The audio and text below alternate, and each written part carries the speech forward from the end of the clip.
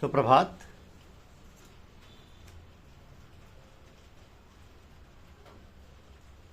गुरु बनना बड़ा आसान है, शिष्य बनना लोहे के चने चबाना है। गुरु बनना बड़ा आसान है, शिष्य बनना लोहे के चने चबाना है। यह हमारी आज की आध्यात्मिक चर्चा का विषय है। जिस गुरु में शिष्यत्व कूट कूट कर न भरा हो, वो भला किस मुंह से गुरु होने का दावा व आदर्श दूसरे शिष्यों के सामने कर सकता है, और कैसे सद्गुरुजनों का ऊंचा मान मत कायम कर सकता है। प्रत्येक युवक का जीवन मंत्र होना चाहिए अभ्यास, अभ्यास और अभ्यास। स्कूल और कॉलेज में केवल पाठ्यक्रम का अध्ययन ही पर्याप्त नहीं है। अपने माँ बाप की उत्तम जीवन शैली का अभ्यास और धर्मशास्त्रों के रहस्यों का मनन चिंतन भी करते रहना चाहिए। चाहे गीता हो या कुरान हो, चाहे बाइबल हो, इन धर्म ग्रंथों का अध्ययन भी करते रहना चाहिए, क्योंकि इन सभी महान ग्रंथों में परम ज्ञान और अंतर्दृष्टि तुम्हें मिलेगी। इन सभी ग्रंथों में दिव्य जीवन का राज और कुंजी छिपी है। लोगों के प्रति दयावान बनी, अपने माँ बाप को सम्मान दीजिए, सबसे पहले दूसरों को मिले, इसके बाद हमें मिले। ऐसी भावना रखकर जीवन जीना चाहिए। हर मनुष्य के प्रति सम्मान और हृदय में प्रेम रखने का प्रयत्न करना जरूरी है। तो जीवन के उत्तम रहस्य में से ये सब तुम्हें नई दिशा और दीक्षा प्रदान करेंगे। हमारे धर्मशास्त्रों में ज्ञान के दो प्रकार का उल्लेख है, अपराविद्या और पराविद्या। अपराविद्या यानी निम्न प्रकार की विद्या। तो हम जो भौतिक लाभ के लिए शिक्षा ग्रहण करते हैं या व्यावसायिक शिक्षा प्राप्त करते हैं, भौतिक जीवन की सुख सुविधा और कार्यक्षमता किस रास्ते से प्राप्त करें, यह शिक्षा वास्तव में उसके बारे में जानकारी देती है। पराविद्या उच्च प्रकार की विद्या, उसमें ज्ञान और आध्यात्म की सच्ची समझ भरी पड़ी है। उसमें अंतर्दृष्टि है, गहराई है और सच्चे ज्ञान का दर्शन है। ये ज्ञान होता है जो तुम्हें जीवन में मार्गदर्शक बनेगा। वास्तविक स्थिति ये है कि इन दो ज्ञान में से एक ज्ञान को सबसे ऊंचा और दूसरे को निम्न कोटि का कहा गया। तो पराविद्या उच्च कोटि की और अपराविद्या निम्न कोटि की। फिर भी दोनों विद्याएं जीवन में अत्यंत आवश्यक हैं। अपराविद्या तुम्हें जीवन में सफल होने में और जीवन को समृद्ध बनाने में सहायक सिद्ध होगी, और पराविद्या तुम्हें शांतिपूर्ण आनंद स्वरूप और ज्ञान स्वरूप बनाने में मददगार होगी। तो भारतीय चिंतन के अनुसार व्यक्ति के जीवन के प्रारंभिक 25 वर्ष ब्रह्मचर्य आश्रम के माने जाते हैं। ये काल तपस्या के लिए, अध्ययन और अभ्यास के लिए, संपूर्ण भक्ति और ज्ञान प्राप्त करने के लिए, दिव्य जीवन की ओर गति करने के लिए उपयोगी माना गया।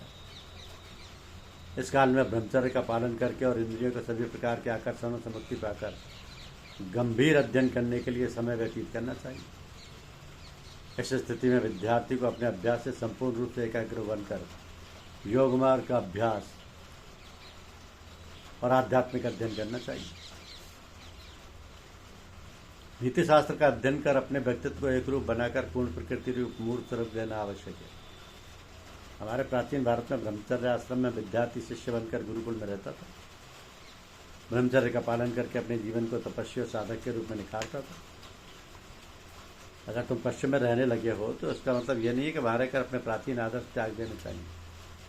वास्तविक स्थिति तो यह है कि हर युग और हर काल में सभी विद्यार्थियों को ब्रह्मचर्य आश्रम में तपस्वी बनकर जीना चाहिए। ब्रह्मचर्य आश्रम अति पवित्र काल माना जाता है। उसका मुख्य उद्देश्य अपने ध्यान को एकाग्र करके अध्ययन केंद्रित करने का है। तो ध्येय प्राप्ति के लिए जो ध्यान शिक्षा में देना चाहिए, अगर वह नहीं दे पाते हैं तो उसका जीवन की समग्र जीवन शैली में बदलाव आने की संभावना है।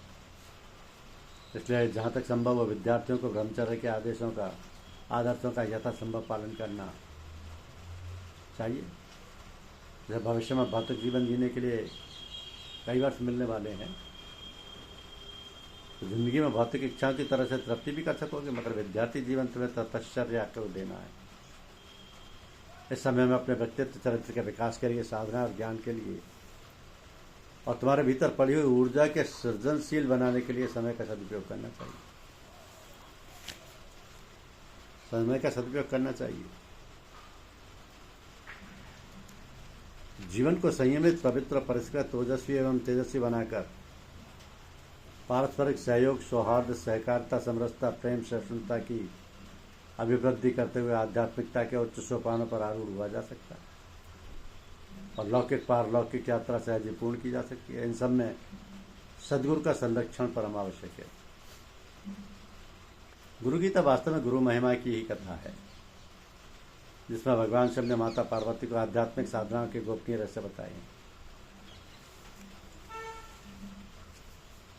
बताए।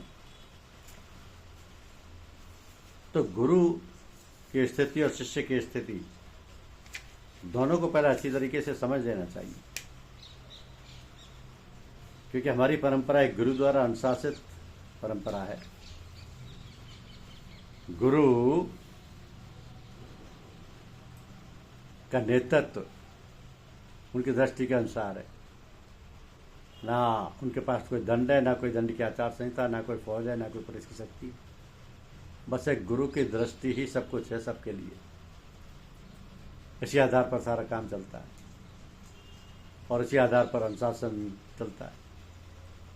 वास्तव में हमारी जो परंपरा है वो ज्ञान की परंपरा, साधना की परंपरा, साधना के रहस्यों और मंत्रों को खोजने की परंपरा है।